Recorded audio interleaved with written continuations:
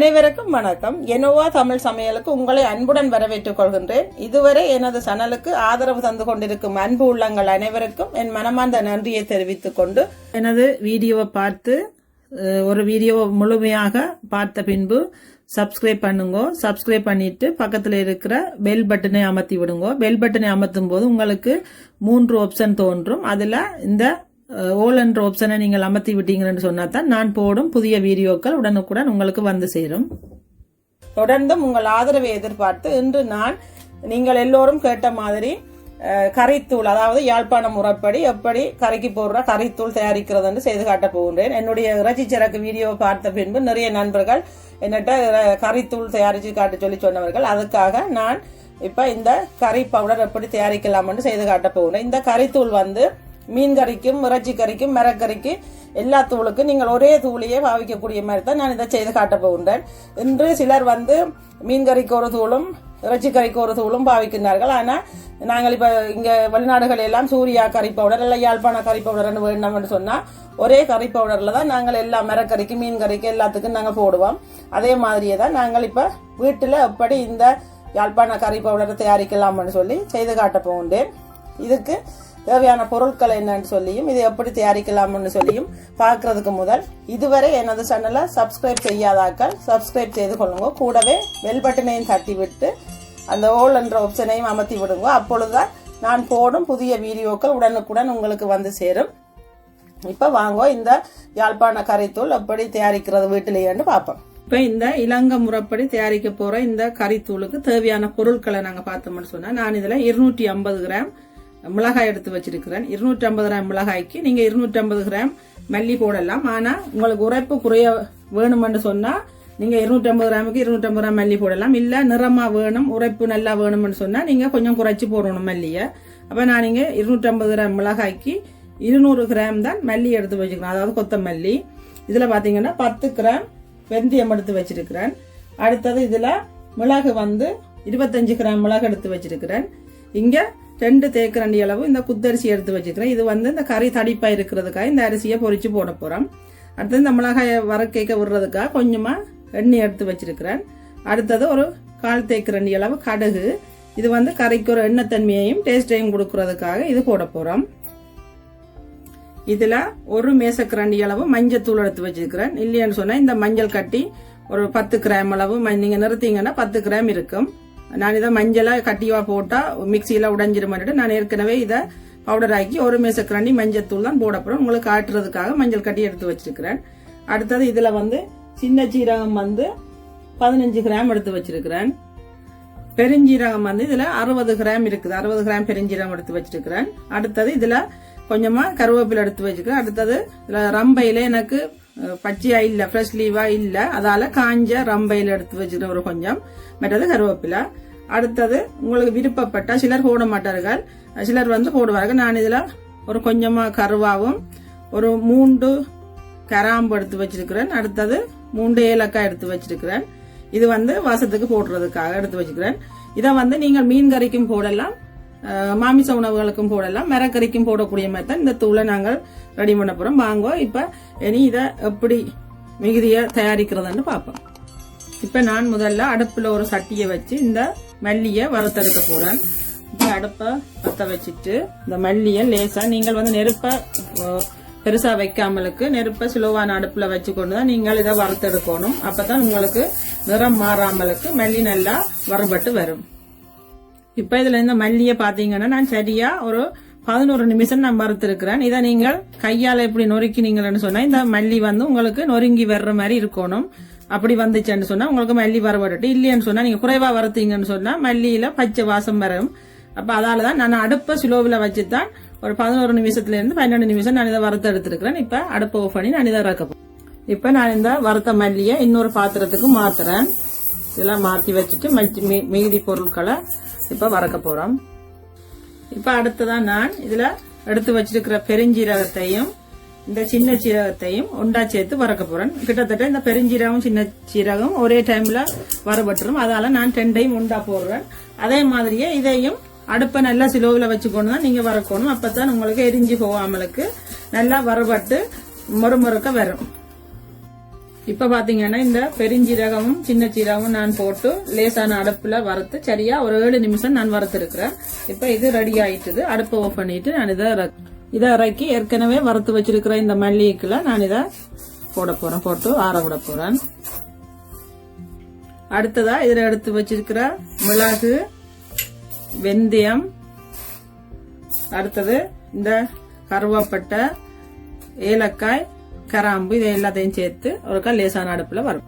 இதுல ஒன்றை ஞாபகத்துல வச்சுக்கொள்ளணும். நீங்கள் இந்த மஞ்சள் தான் போடுறீங்கன்னு சொன்னா இந்த டைம்ல இந்த மஞ்சளையும் லேசா உடைச்சு போட்டு இதுக்குள்ள போட்டு வறுத்துடணும். நான் இங்க மஞ்சத்தூள் போட போறபடியா நான் இதை மஞ்சத்தூளை போடையில நான் கடைசியா போட போறேன். இப்ப இந்த வெந்தயம், மிளகு, ஏலக்காய், கருவா, கராம்பு ஒரு 3 நிமிஷமா வறுத்து எடுத்துட்டேன். இதை இப்ப அடுப்பை ஆஃப் பண்ண போறேன். இப்ப இந்த வறுத்த இந்த பொருட்களையும் இதோட கலந்து விட போறேன். அடுத்ததா இதுல கழுவி சுத்தம் செய்து வச்சிருக்கிற இந்த புழுங்கல் அரிசி, அதாவது குத்தரிசின்னு சொல்றேன் இந்த அரிசி, நீங்கள் எந்த அரிசி வேணும்னாலும் போடலாம். நான் இந்த அரிசி தான் நாங்க போடுறாங்க. அப்ப இதை போட்டு ஒருக்கா பொரிச்சு எடுப்போம். பொரிய விட்டு வரிஞ்சாட்டில எண்ணெய் ஒன்றும் விடாமத்தான் இதை வறுக்க போறேன். வறுக்க உங்களுக்கு அரிசி பொரிஞ்சு வரும். அப்பதான் நல்லா இருக்கும். இதை பொரிய விடைக்க ஒரு மீடியமான ஹீட்ல விட்டீங்கன்னா தான் உங்களுக்கு அரிசி வந்து வடிவா பொரிஞ்சு வரும். இப்ப அரிசி ஒரு 3 நிமிஷமா பொரிஞ்சு வந்துட்டது. இப்ப நான் இதை அடுப்பு ஆஃப் பண்ண போறேன். இப்ப ஏற்கனவே வறுத்து வச்சிருக்கிற இந்த பொருட்களோட இந்த அரிசியை நான் விட்டு ஆற விட போறேன்.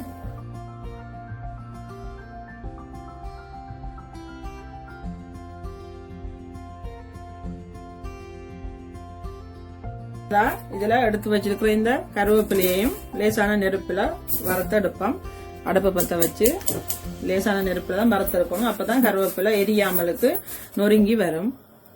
இப்ப இந்த கருவேப்பிலைய நான் சரியா ஒரு 3 நிமிஷம் வறுத்துருக்கேன். இங்க பாத்தீங்கன்னா இப்ப நீங்க இப்படி நொறுக்கினீங்கன்னா நொறுங்குற மாதிரி வரவட்டா காணும். கருவேப்பிலையும் இந்த ரம்பையிலேயே நான் இதுக்குள்ள போட்டு வறுத்துட்டேன். இப்ப அடுப்பை ஆஃப் பண்ண போறேன். இப்ப இந்த கருவேப்பிலையை நான் இந்த ஏற்கனவே வறுத்து வச்ச பொருட்களோட போடுறேன்.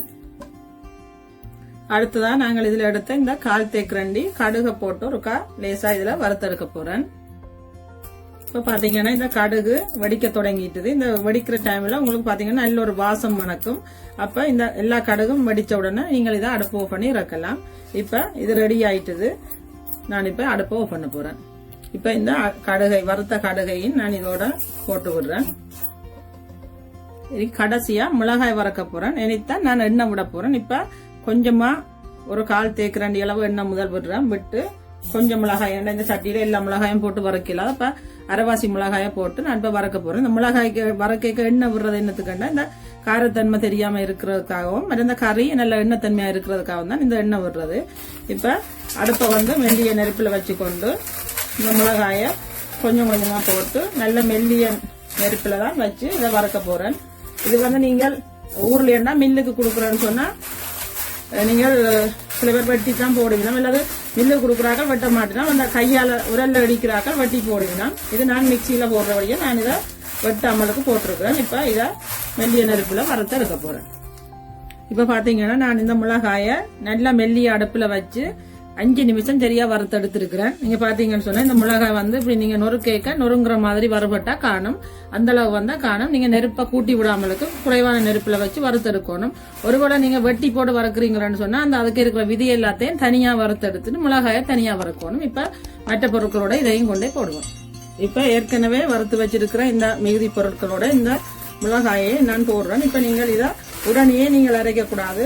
கொஞ்சம் ஆறின அப்புறம் தான் அரைக்கணும். அப்பதான் உங்களுக்கு நல்லா மொறுமொறுப்பா வரும். இப்ப இதை இதுக்கெல்லாம் நான் போடுறேன். இப்ப இது இந்த விரைவா ஆறுறதுக்காக நான் இதுல பெரிய ஒரு பேசன்ல போட்டு எல்லா பொருட்களையும் கலந்து விட போறேன். இதுல நாங்கள் போடாம வச்சிருக்கிறது மஞ்சத்தூள் மட்டும்தான். அப்ப மஞ்சத்தூளை போட்டு வறுத்தா கறி போடும்ன்றதுக்காக நான் போடையில. இப்ப இந்த சூட்டோட இருக்கிற பொருட்களோடய இந்த மஞ்சத்தூளையும் போட்டு நான் இப்ப கலந்து விட போறேன். நீங்க மஞ்சள் போடுறீங்கன்னு சொன்னா நான் முதல் சொன்ன மாதிரியே நீங்கள் மஞ்சளையும் அது மற்ற பொருட்களோட சேர்த்து வறுக்கணும். அப்பதான் உங்களுக்கு மஞ்சள் வறுபட்டு வரும். இப்ப இது எல்லாத்தையும் நல்லா ஒரு கலந்து ஆற வச்சுட்டு நான் அரைக்கல இதை எப்படி அரைக்கிறதுன்னு காட்டுறேன். இப்ப பாத்தீங்கன்னா நாங்க வறுத்து வச்ச இந்த மிளகாய் நல்லா ஆறிட்டுது. இப்ப இதை நான் மிக்ஸி ஜார்ல கொஞ்சம் கொஞ்சமா போட்டு இப்ப நான் இதை அரைச்சி எடுக்க போறேன். எனக்கு இந்த பெரிய மிக்ஸி ஜார்ல போட்டா உங்களுக்கு வீடியோல காட்டுறதுக்கு அது உயரமா இருக்கும். நான் இந்த சின்ன மிக்ஸி ஜார்ல போட்டு உங்களுக்கு இப்ப அரைச்சு காட்ட போறேன். இப்ப இத மூடிட்டு இதுல போட்டு அரைச்சு பார்ப்போம். நீங்கள் உங்களோட பெரிய மிக்சியார் இருந்தால்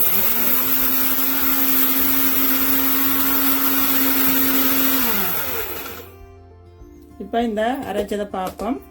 இப்போ நான் இதை அரைச்சி எடுத்துட்டேன். இதே மாதிரி எல்லாத்தையும் அரைச்சி எடுத்து கலந்துட்டு நான் உங்களுக்கு காட்டுறேன். இப்போ பார்த்தீங்கன்னா இந்த மிளகாயை நான் இப்படி அரைச்சி எடுத்துட்டேன். இனி இதை நான் இப்போ பின்னரையால் அரிச்சு எடுக்கணும். அரிச்சு எடுக்கலையும் 2-3 தரம் அரிச்சு எடுக்கணும். இந்த நேரத்தில் உங்களுக்கு ஒன்று சொல்லணும் என்னன்னு சொன்னால், இப்போதான் எல்லாட்ட வீட்டிலையும் மாஸ்க் இருக்குது.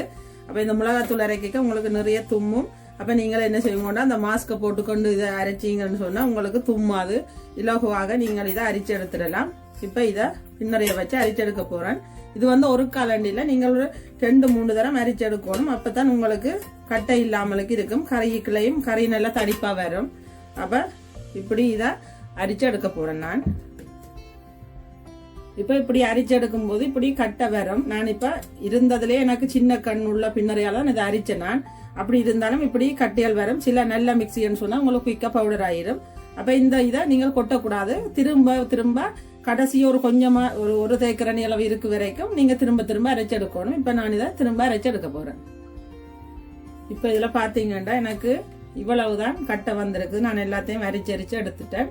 இப்போ நீ என்ன செய்ய போறோம்னு சொன்னா, இது எல்லாத்தையும் ஒரு பெரிய மிக்சி ஜாரில் போட்டு நான் இப்போ திரும்ப எல்லாத்தையும் அரிச்சு எடுக்க போறேன். இல்லைன்னு சொன்னா நீங்கள் இதை 2-3 தரம் அரிச்சு எடுக்கணும். நான் இங்க ஒரு காத்தான் நல்ல சின்ன பின்னரையால் அரிச்ச வழியா ஒரு காத்தான் அரிச்சு எடுத்தினேன். இப்போ இது எல்லாத்தையும் இந்த மிக்சி ஜாரில் போட்டு நல்லா ஒருக்கா சேர்த்து எடுக்க போறேன். அப்பதான் உங்களுக்கு தூள் எல்லாத்தோடையும் நல்லா கலவட்டு மற்றது நல்ல பவுடரா வரும். இப்போ அரைச்சு எடுத்துட்டு காட்டுறேன். இப்போ நான் இது எல்லாத்தையும் நல்லா உண்டா சேர்த்து கலந்து எடுத்துட்டேன். பார்த்தீங்கன்னா ஒரு கட்டையும் இல்லாமலுக்கு நல்ல வடிவா பவுடரா எடுத்துட்டேன். இதை நான் இனி திரும்ப இன்னொரு பாத்திரத்தில் மாற்றிட்டு உங்களுக்கு காட்டுறேன். உங்களுக்கு விருப்பம் வேண்டாம் இதை நீங்கள் இன்னும் 2-3 தரம் அரிச்சு எடுத்து நல்லா பவுடரா எடுக்கலாம். இதோ நான் இன்று உங்களுக்காக இலங்கை முறைப்படி தயாரிச்ச இந்த மிளகாத்தூள் ரெடி ஆயிட்டுது. இது நீங்கள் மீன் கறிக்கும் சரி அல்லது மரக்கறிக்கும் சரி இறைச்சி கறிக்கும் சரி போடக்கூடிய மாதிரி தான் நான் இந்த தூளை உங்களுக்கு ரெடி பண்ணி காட்டியிருக்கிறேன். இங்கே வெளிநாடுகளில் நார்மலாகவே நாங்கள் இப்போ சூர்யா தூள் வேணும்னா அந்த தூளை தான் நாங்கள் மீன் கறிக்கும் மரக்கறிக்கு இறைச்சி கறிக்கு எல்லாத்துக்கும் போடுவோம். அதே மாதிரி தான் நான் இதை ரெடி பண்ணியிருக்கிறேன். இதை நீங்கள் இலகுவாக நீங்கள் வீட்டில் செய்யக்கூடிய மாதிரி உங்களுக்கு குறைஞ்ச அளவில் நான் உங்களுக்கு காட்டி தந்திருக்கிறேன். இது இந்த தூளை நான் திரிச்சதுக்கு பிறகு எனக்கு சரியா 540 கிராம் தூள் கிடைச்சிருக்குது. அப்ப நீங்க இந்த அளவின்படி செய்தீங்கன்னா உங்களுக்கு 540 கிராம் தூள் வரும். இதை நீங்கள் நல்ல ஒரு காத்து போகாத போத்தல்ல ஈரம் இல்லாத போத்தல்ல போட்டு வச்சீங்கன்னு சொன்னா உங்களுக்கு இது எவ்வளவு நாள் சென்றாலும் கெட்டு போகாமலுக்கு இருக்கும். இந்த தூளை இந்த முறைப்படி நீங்களும் உங்களோட வீடுகள்ல அரைச்சு கறி வச்சு சாப்பிட்டு பாருங்க எப்படி இருக்குன்னு சொல்லி.